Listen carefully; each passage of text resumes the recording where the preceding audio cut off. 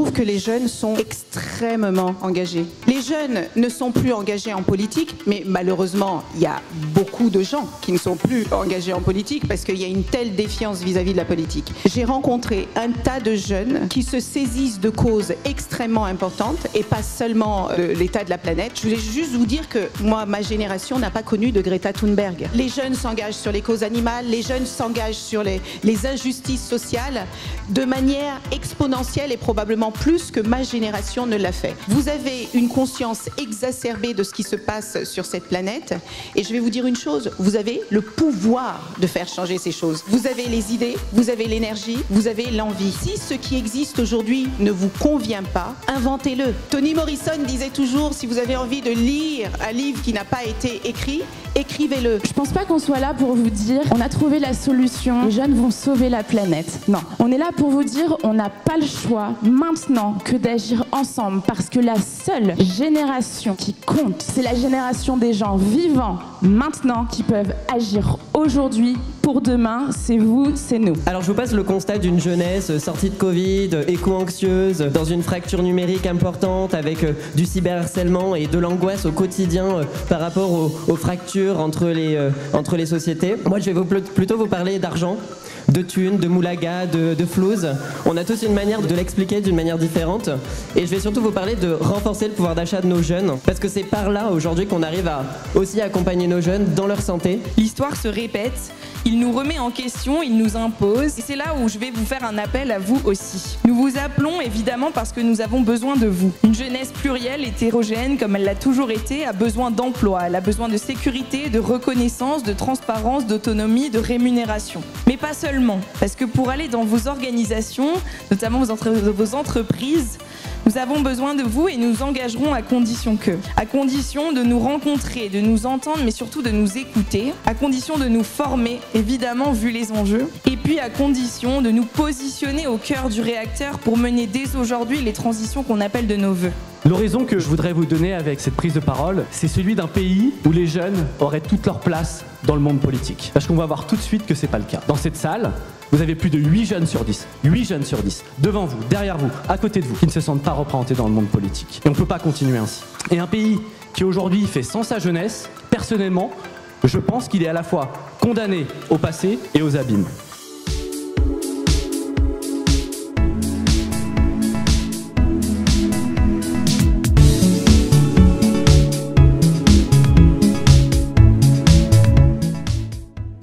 Alors en fait, pourquoi Jean Hervé m'a choisi pour animer la séance jeune? Parce que je suis le plus immature de tout le cercle des économistes. C'est ça, voilà. Voilà. Il était inconcevable d'imaginer de parler d'espoir sans impliquer les jeunes et sans écouter ce que les jeunes ont à dire, puisque l'espoir et le futur, c'est eux. Les rencontres économiques d'Aix ont lancé cette année donc un dispositif exceptionnel et inédit, le projet Jeunesse. Plus de 35 000 jeunes ont participé à une conversation nationale de février à mars 2023 autour de 4 thématiques essentielles. Le travail et la formation, la santé et le bien-être, la démocratie et la citoyenneté et l'environnement. Et ces thématiques vont vous être présentées par 4 rapporteurs. Axel Sangenès-Cross, responsable national de la Croix-Rouge. Wow, j'espère.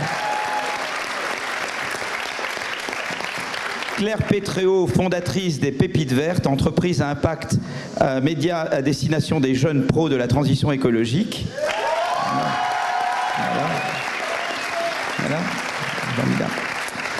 Jasmine Manet, entrepreneur. On dit entrepreneur ou entrepreneuse? On dit entrepreneur. Hein. Engagée et cofondatrice de l'ONG Youth Forever. Voilà.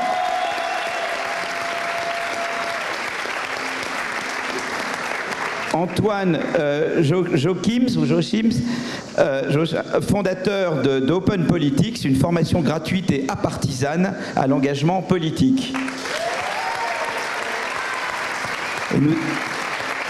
Et nous avons la chance d'avoir avec nous Elisabeth Moreno, voilà, et Jean-Dominique Sénat pour dialoguer avec nos jeunes. Voilà.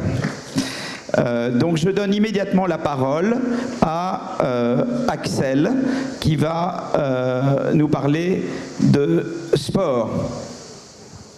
Merci beaucoup. En effet, avant de parler de sport, on va parler de santé, parce que vous vous souvenez, une des 4 thématiques, c'était la santé. Il n'y a plus rien. Donc je suis Axel Saint-Jeunesse-Cros et je suis au quotidien, je me bats pour la place des jeunes dans notre société, dans les entreprises, dans les pouvoirs publics, dans nos organisations.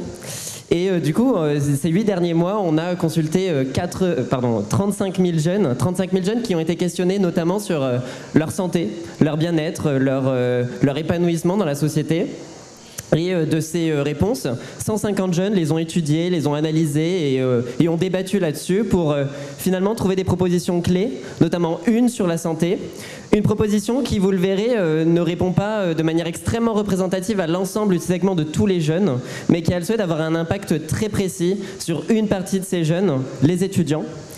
Donc par le Cercle des économistes et à travers ces jeunes, ces 150 jeunes, on souhaite rendre accessible, promouvoir la pratique du sport dans l'enseignement supérieur, notamment par une unité d'enseignement libre au sein de l'ensemble des structures universitaires de France.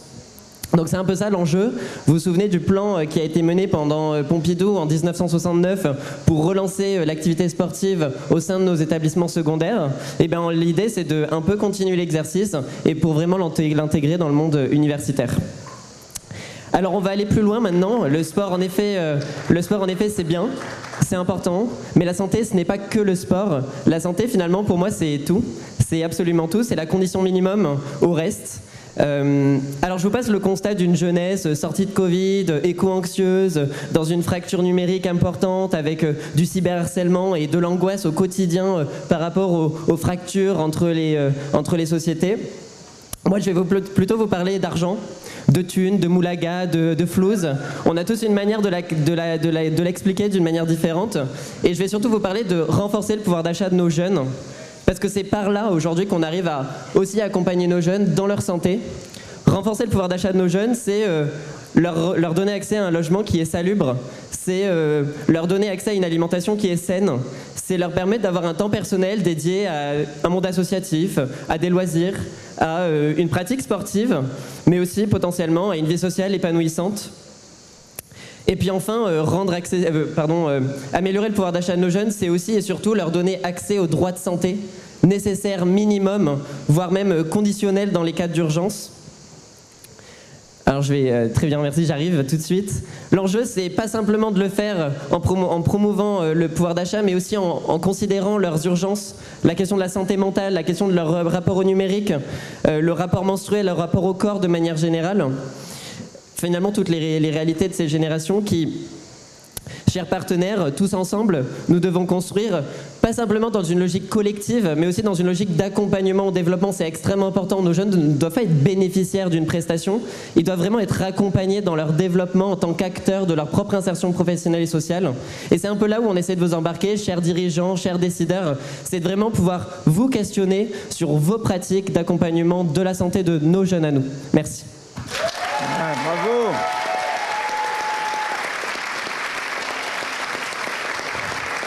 Donc, alors moi j'avais été démarré sur le sport, mais tu as développé. Donc d'abord je voulais dire sur le sport, je pense que c'est important que ça commence bien avant l'enseignement supérieur. Dans d'autres pays, le sport est une partie très importante dès le primaire, secondaire. Le sport, en fait, non seulement c'est sain, mais ça vous inculque un sens de la concurrence saine, de l'émulation, de l'effort et du mérite. Et je crois que c'est important de développer ça. Et pourquoi ne pas étendre cette logique de la concurrence saine et de l'émulation aux maths et aux français? Encourager la concurrence tout en évitant l'humiliation. Je pense qu'il faut remettre ça dans notre système éducatif. Et par ailleurs, sur les jeunes, moi j'ai toujours été pour le salaire étudiant. C'est une idée qu'on a beaucoup poussée avec Jean-Hervé. Je pense qu'il faudrait un salaire, ça existe au Danemark. Dès que tu es étudiant ou jeune, tu as un salaire. Et c'est comme un revenu universel jeune, mais pour ou bien étudier, ou travailler, ou te former. Et moi, je suis en faveur de ce revenu étudiant jeune avec l'accompagnement. Voilà. Alors, je vais laisser peut-être Elisabeth et Jean-Dominique réagir. Donc Elisabeth. Avec plaisir. D'abord, vous dire la joie qui est la mienne d'être ici et de vous entendre quand je vois les responsabilités de ces jeunes, quand je vois le travail que vous avez fait en seulement 2 mois, consulter 35 000 jeunes dans toute la France pour recueillir tous ces avis. Je trouve ça exceptionnel et je crois que vos copains sont prêts et prompts à vous applaudir encore, mais applaudissez-vous parce que je sais que c'est un travail d'équipe colossal. Et ensuite, alors moi, j'ai 3 remarques. La première, c'est que le sport est absolument essentiel, quel que soit l'âge. Mais plus tôt on le commence, et plus on garde cette habitude jusqu'à 80, 85 ans, voire même 90.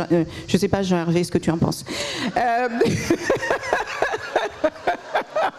Mais plus sérieusement, il a été constaté que les jeunes filles, à l'âge de 14 ans, abandonnent le sport souvent.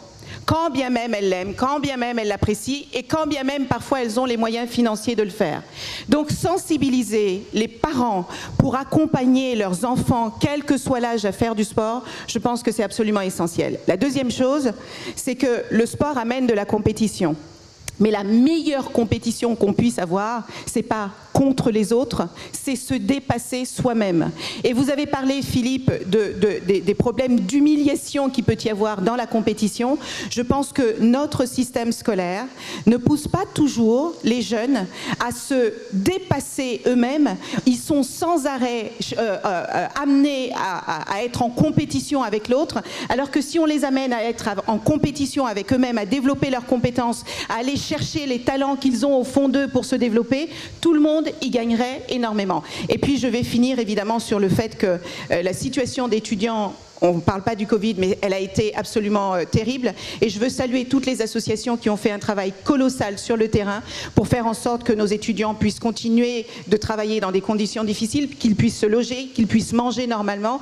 Et on ne souligne pas suffisamment le travail de ces associations sur le terrain. Et je voulais leur rendre hommage.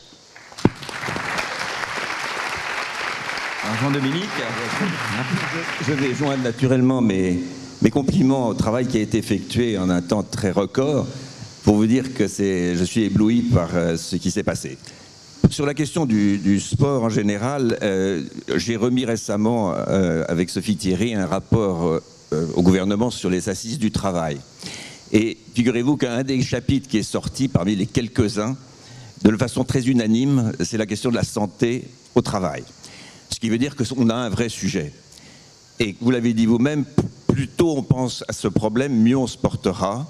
Et la question du sport est évidemment au cœur de ces sujets. Pas simplement parce qu'effectivement, quand on regarde les statistiques, on s'aperçoit qu'aujourd'hui en France, on commence à avoir un problème d'obésité chez les jeunes.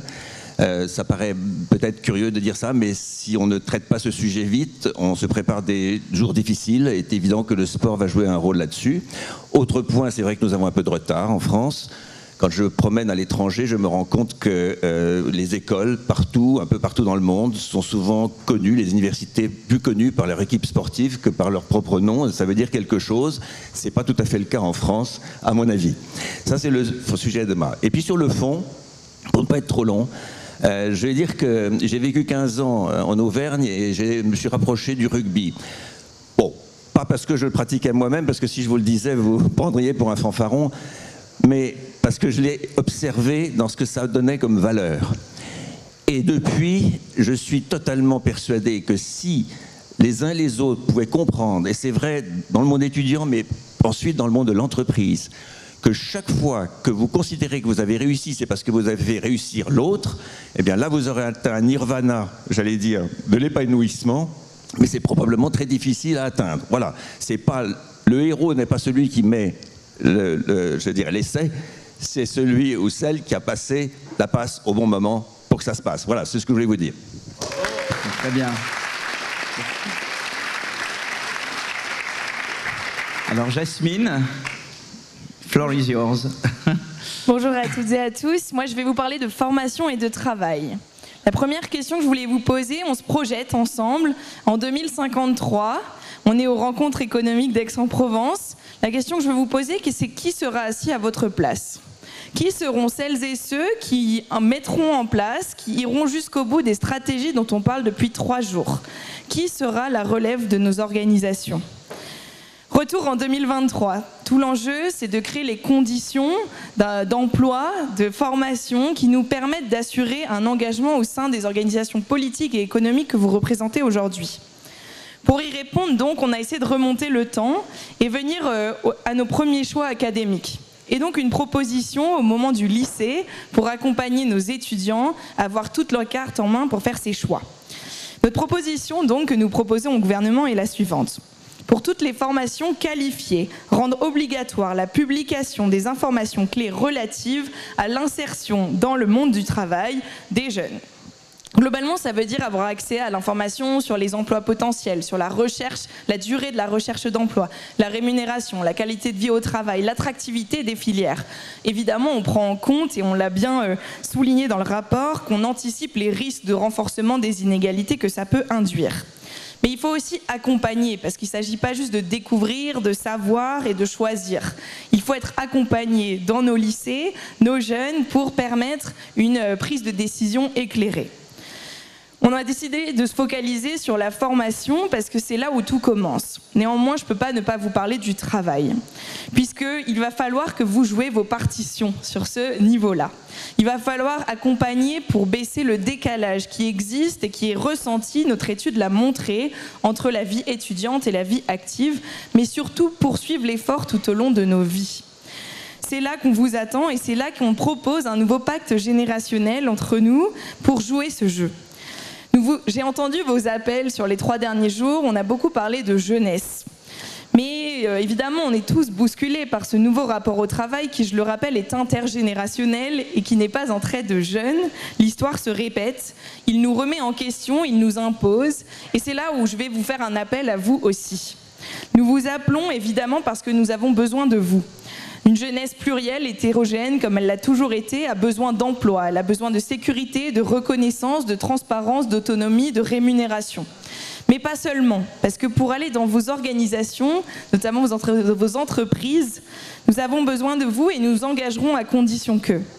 À condition de nous rencontrer, de nous entendre, mais surtout de nous écouter. À condition de nous former, évidemment, vu les enjeux. Et puis à condition de nous positionner au cœur du réacteur pour mener dès aujourd'hui les transitions qu'on appelle de nos voeux. Nous sommes 149 ici présents et nous ne sommes pas du tout les seuls. Nous sommes 149, on est prêts. La question c'est l'êtes-vous aussi. Merci pour votre écoute.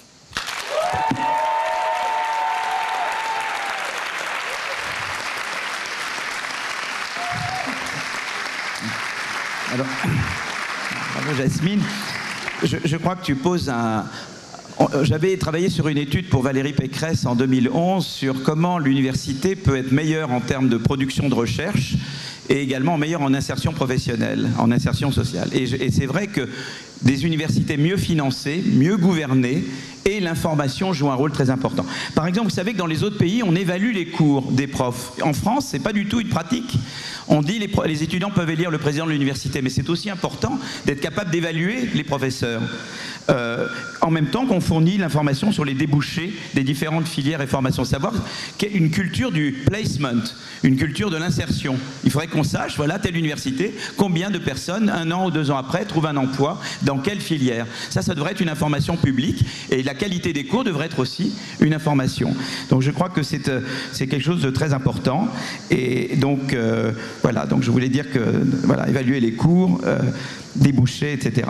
Donc je crois qu'il y a vraiment cette notion d'information et pour pouvoir, voilà, aider aux prises de décision par les jeunes. Voilà, une culture de... Mais nous n'avons pas ça en France. Donc je laisse la parole maintenant à Jean-Dominique, puis Elisabeth. Bien, merci beaucoup de ça. Alors évidemment, en 2053, puisqu'il s'agit de se projeter, j'aurai, si tout va bien, 100 ans. Donc je suis prêt, je suis candidat à revenir ici pour faire le point. Voilà, si vous le voulez bien, voilà. Cela dit, sur cette question fondamentale de la formation et du besoin, il faut comprendre qu'aujourd'hui, on en est, et je parle par exemple du groupe Renault, à fabriquer sa propre université. Parce que les besoins sont tels aujourd'hui, je veux dire, ne serait-ce que à cause de l'innovation et à cause des révolutions technologiques que nous connaissons aujourd'hui, que nous savons que nous avons des besoins considérables de nouvelles compétences dans l'avenir. On ne les trouve pas forcément directement, Et donc on est amené à fabriquer soi-même sa propre université. Former 40 000 personnes en 3-4 ans, c'est colossal.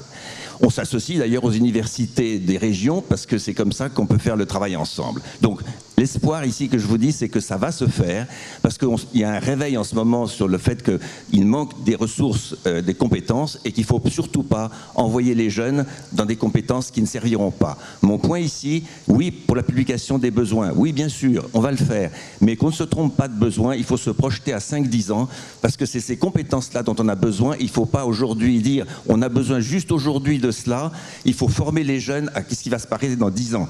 Et ça, c'est beaucoup plus difficile.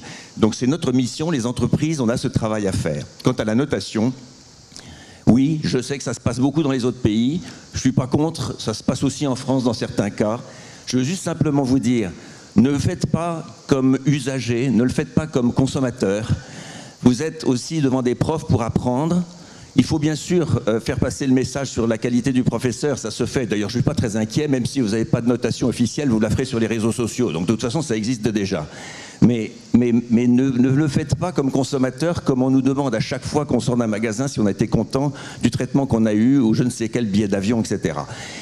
C'est du sérieux, il faut penser, je dirais, de façon un peu structurelle. Voilà un peu ce que je voudrais vous dire. C'est important parce qu'on y est. La marche est en train de se franchir et je vous promets que je n'en reviendrai. Je pense qu'on aura une situation nouvelle. Voilà. Alors, il me venait une question avant de donner la parole à Elisabeth. C'est-à-dire qu'en France, on avait beaucoup la sélection par l'échec.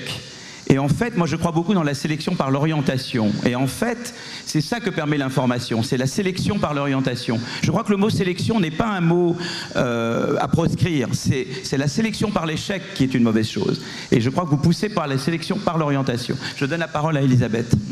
Alors là aussi, plusieurs choses. Qui connaît l'étude Gallup ? Levez la main si vous connaissez l'étude Gallup.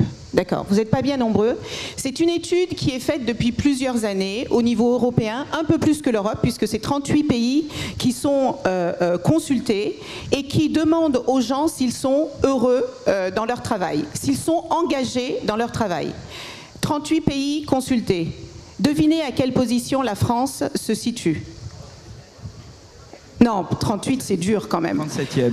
C'est mieux, on est à 36. On est 36 sur 38 en France.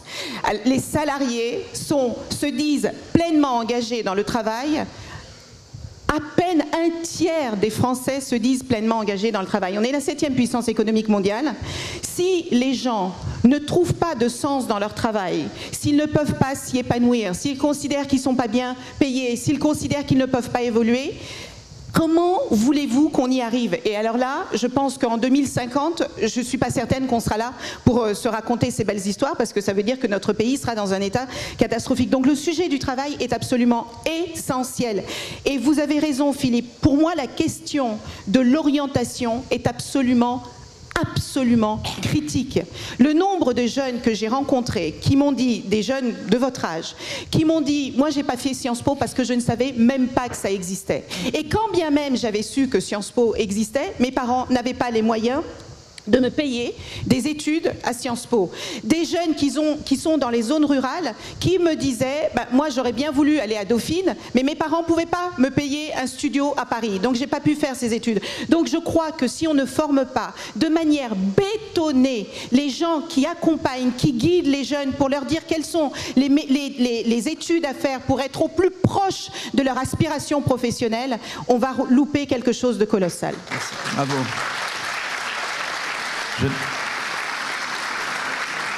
Je donne tout de suite la parole à Antoine. Merci. Sur la politique. Bonjour à toutes et à tous, je suis ravi d'être parmi vous aujourd'hui pour porter la voix de ces 150 jeunes sur les sujets de citoyenneté et démocratie sur lesquels on a travaillé depuis 6 mois. L'horizon que je voudrais vous donner avec cette prise de parole, c'est celui d'un pays où les jeunes auraient toute leur place dans le monde politique. Parce qu'on va voir tout de suite que ce n'est pas le cas. Et les chiffres, ils sont clairs, ils sont implacables, et ils sont issus de l'étude qui a été menée pendant 2 mois auprès de 35 000 jeunes. Il y a 3 chiffres à retenir. Le premier, c'est que l'importance accordée aux jeunes dans le monde politique est insuffisante pour 3/4 des 18-30 ans. Le deuxième, c'est que 83% des jeunes ne se sentent pas représentés dans le monde politique. Donc, dans cette salle, vous avez plus de 8 jeunes sur 10, 8 jeunes sur 10, devant vous, derrière vous, à côté de vous, qui ne se sentent pas représentés dans le monde politique. Et on ne peut pas continuer ainsi. Et un pays qui aujourd'hui fait sans sa jeunesse, personnellement, je pense qu'il est à la fois condamné au passé et aux abîmes. Donc la situation, c'est celle d'un pays où les jeunes n'ont que très peu voix au chapitre politique, institutionnel et démocratique. Pourtant, on a une jeunesse française qui est formidable. Elle est engagée. Vous avez des exemples dans la salle. Elle veut adresser les enjeux du temps. Et elle le fait beaucoup dans le monde associatif. Mais il faut qu'elle le fasse dans le monde politique. Mais aujourd'hui, on ne leur laisse pas la place. Donc si on ne nous laisse pas la place, on va tordre le bras. Ou plutôt, on va tendre la main. Et on va tendre la main aux jeunes. Et la proposition qu'on vous fait, c'est d'instaurer un quota de jeunes en position éligible, notamment aux élections municipales, qui bien sûr serait proportionnel au nombre de jeunes habitant dans la ville. Bien sûr, les jeunes, les quotas, c'est jamais la meilleure solution. Mais c'est la moins mauvaise, donc c'est la bonne solution et il faut le faire. Les quotas, c'est ce qui permet de changer la vie, comme disait un ancien président. C'est ce qui permet de changer les idées, les mentalités, c'est ce qui permet de changer la donne. Donc, on vous fait cette proposition. Demain, si on applique cette proposition, nous aurons des jeunes qui seront adjoints au maire. Nous aurons des jeunes qui seront conseillers municipaux. Nous aurons des jeunes qui seront représentés par des jeunes. Et surtout, nous aurons des jeunes qui auront voix au chapitre institutionnel, politique et démocratique de notre pays. Et je crois vraiment que ça recréerait l'espoir.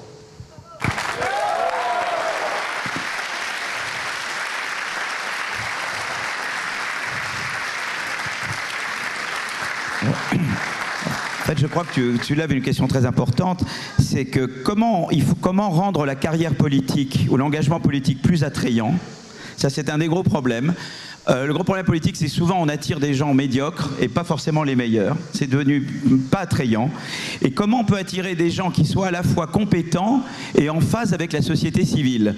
Souvent en France, on choisit entre des gens très compétents, mais qui ne savent pas traiter avec les corps intermédiaires, ou des gens qui ne sont pas forcément aussi compétents, mais qui ont un lien. Comment je peux avoir des politiques du futur qui soient à la fois très compétents, très conceptuels, mais qui en même temps ne méprisent pas les corps intermédiaires, sachent dialoguer avec la société civile? Comment je peux réaliser cette quadrature? Et comment je peux pousser les jeunes à s'engager politiquement sans que cela implique un désengagement à l'égard des partis politiques, mais plutôt un revival des partis politiques? Voilà quelques questions que je voulais, enfin juste dans la lancée de ce que tu disais, Antoine. Je donne la parole à Elisabeth. Moi, je trouve que les jeunes sont extrêmement engagés.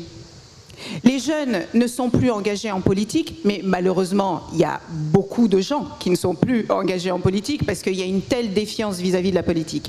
En fait, j'ai rencontré un tas de jeunes qui se saisissent de causes extrêmement importantes et pas seulement de l'état de la planète. Je voulais juste vous dire que moi, ma génération n'a pas connu de Greta Thunberg. Les jeunes s'engagent sur les causes animales, les jeunes s'engagent sur les injustices sociales de manière exponentielle et probablement plus que ma génération ne l'a fait. Vous avez une conscience exacerbée de ce qui se passe sur cette planète et je vais vous dire une chose, vous avez le pouvoir de faire changer ces choses. Vous avez les idées, vous avez l'énergie, vous avez l'envie. Si ce qui existe aujourd'hui ne vous convient pas, inventez-le. Toni Morrison disait toujours, si vous avez envie de lire un livre qui n'a pas été écrit, écrivez-le.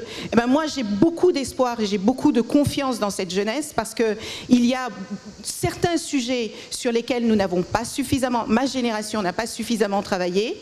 Il y a ces questions d'éducation, de formation qui sont absolument capitales, dont vous devez vous saisir parce que c'est la base de l'avenir. Et c'est quelque part une manière de se tirer un peu une balle dans le pied, mais je suis intimement convaincue que votre manière de voir le monde est différente de la nôtre. La planète qui arrive, ou le monde de demain, c'est vous qui allez en hériter, donc c'est à vous de l'écrire et ça passera forcément par l'engagement en politique ou dans la société civile. Il y a quelque temps, le Parisien, avec sa vision extrêmement éclairée, a fait sa une en disant « le monde de demain » et il y avait 4 hommes. Aucune femme, aucun jeune. Eh bien, je pense que si vous voulez que les unes des médias, de la presse représentent ce que vous souhaitez voir pour le monde de demain, c'est à vous de l'écrire. Bravo. Jean-Dominique. Oui, le temps est compté, je sais bien, mais je voudrais quand même vous dire 2-3 choses importantes. Évidemment, la question de l'engagement aujourd'hui ne se pose absolument pas. D'ailleurs, c'est tellement vrai qu'il se trouve que je préside la fondation du groupe Renault. J'ai présidé celle du groupe Michelin autrefois et je voyais arriver devant moi des quantités d'associations menées par des jeunes. C'était juste incroyable et ceci n'a fait que croître et embellir, ce qui veut dire que l'engagement est là. C'est une évidence. Vous ne rêvez que de ça. Deuxième chose que je voudrais vous dire, c'est que je crois tellement à l'engagement public que comme chef d'entreprise, j'ai publié une charte. Je crois qu'on n'était pas très nombreux. Je me demande si je n'ai pas été le seul à le faire dans l'entreprise pour dire que tout salarié devait pouvoir s'engager en politique, quel que soit son âge, quel que soit le niveau du poste qu'il visait, et qu'il serait protégé par l'entreprise à son retour en cas d'échec ou en cas j'allais dire, d'expérience difficile. C'était pas évident. Je voulais offrir aux salariés du privé la même chose que l'on offre aujourd'hui aux fonctionnaires de l'État qui ont des privilèges de ce point de vue-là pour se présenter devant les mandats électifs. Je vous dis ça parce que j'y crois profondément et si vous avez quelqu'un devant vous qui est vraiment engagé dans cette affaire-là, c'est bien moi. L'autre chose que je voudrais vous dire, le quota, pourquoi pas, mais pour moi le quota c'est une jambe de bois. C'est pas la solution c'est de vous donner envie. Alors apparemment vous l'avez, je suis pas inquiet. Mais les autres n'ont pas forcément envie parce que vous l'avez dit, le monde politique a aujourd'hui, parfois de façon très injuste, j'allais dire une image qui ne représente pas l'engagement de ces personnes qui au jour le jour, on l'a vu dans les mairies récemment encore, s'épuisent pour faire vivre des communautés, parfois dans des conditions très difficiles. Je m'excuse, je vais m'arrêter, mais il faut que je vous le dise, il ne faut pas être trop injuste. Il y a une chose peut-être qu'il faut régler, c'est en effet la capacité lorsqu'on est dirigeant politique, homme ou femme, avoir un minimum de privauté, c'est-à-dire de protection de sa vie personnelle. Aujourd'hui, un homme ou une femme politique est livré aux assauts permanents des médias dans tous les sens. L'excès de transparence qu'on leur demande est tel que ça rend leur vie impossible. Comment voulez-vous que ces gens-là vivent dans des conditions où il faut qu'ils justifient le moindre mouvement lorsqu'ils vont d'un endroit à un autre ou quand ils ont dépensé 50 €? Ça commence à bien faire. Il faut absolument, et là c'est du courage politique, protéger nos personnels politiques parce qu'ils le méritent bien et il faut qu'ils puissent avoir les moyens d'agir en sérénité et en protégeant leur famille. Voilà ce que je voulais vous dire, c'est plus important que le reste.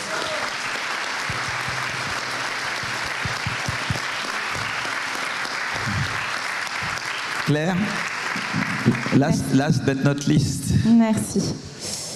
87%, c'est près de 9 jeunes sur 10 qui répondent à notre étude et qui se disent inquiets pour le climat et pour le futur. Alors moi j'ai une première petite question, est-ce qu'il y a certains de ces 9 jeunes sur 10 inquiets pour le climat dans la salle? Ok. Vous n'êtes pas tout seul, bonne nouvelle, vous n'êtes pas fou, vous êtes lucide. Ceci dit, quand on regarde notre étude, on réalise que ce sont 17% des répondants qui affirment avoir un quotidien engagé. Est-ce que vous voyez ce gap ? Dans ce gap, il y a de l'inquiétude, effectivement, de la peur peut-être, de la colère, de la tristesse certainement.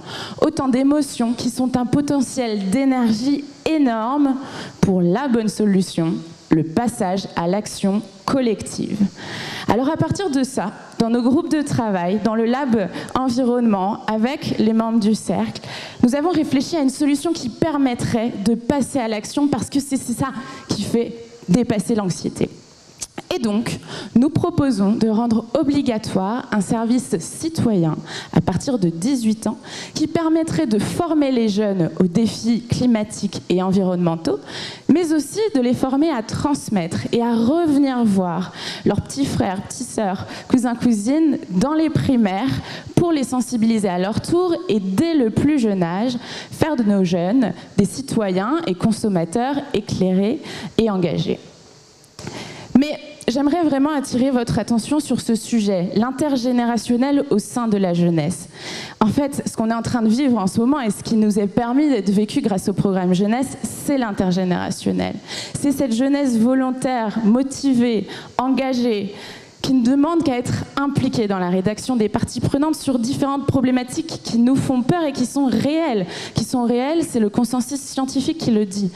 Le dérèglement climatique, l'effondrement de la biodiversité, L'épuisement des ressources sont autant de sujets qu'on ne pourra pas résoudre sans un pacte intergénérationnel. Alors voilà, je ne pense pas qu'on soit là pour vous dire « on a trouvé la solution, les jeunes vont sauver la planète ». Non, on est là pour vous dire « on n'a pas le choix maintenant que d'agir ensemble parce que la seule génération qui compte, c'est la génération des gens vivants maintenant qui peuvent agir aujourd'hui pour demain. C'est vous, c'est nous. » Merci.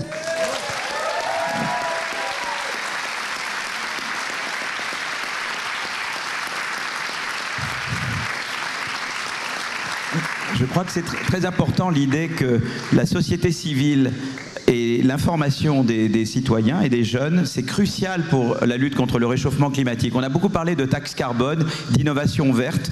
En fait, des études récentes montrent que les consommateurs ont un rôle majeur à jouer. Il faudrait qu'ils soient capables de dire, voilà, telle entreprise, elle est vertueuse, telle entreprise, elle ne l'est pas. Alors il y a des systèmes Bicorp et d'autres. Et je crois que dans cette formation, on devrait apprendre à tout le monde à dire, voilà, vous pouvez détecter les entreprises vertueuses, les entreprises qui ne le sont pas, et faire jouer la concurrence pour pousser les entreprises à produire vert et à innover vert. Et la société civile a un rôle fondamental. Il y a le service national, pourquoi ne pas inclure dans le service national tout un aspect formation écologique. En tout cas, ce sont des idées très stimulantes. Peut-être que je laisse Jean-Dominique réagir, et puis après Elisabeth. Oui, je voudrais aussi vous rassurer, parce que je comprends l'inquiétude que vous avez devant une génération qui vous a précédé, qui n'est peut-être pas aussi sensible instantanément que vous l'êtes, mais je quand même voudrais vous rassurer, parce que les choses ont quand même sérieusement bougé.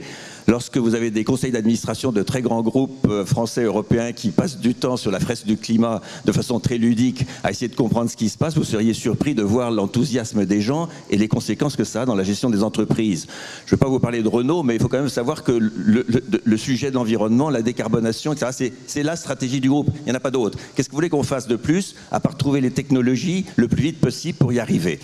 Donc je voudrais vous rassurer, les seniors ne sont pas complètement largués sur ces questions-là. Ils savent les choses, mais simplement ils savent aussi que tout ne s'obtient pas en une seconde.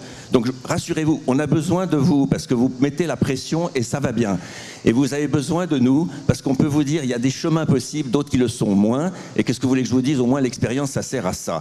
Donc je plaide, si je puis dire, pour l'intergénérationnel, mais l'intergénérationnel intelligent et surtout pas hostile. Voilà ce que je voulais vous dire. C'est important, n'ayez pas peur, allez-y, mais comptez sur nous. Voilà. Et puis je crois que c'est important que les jeunes disent la décroissance, c'est pas la solution. La solution, c'est l'innovation verte, c'est de changer nos comportements et qu'on peut tout à fait réconcilier prospérité, mais une prospérité verte.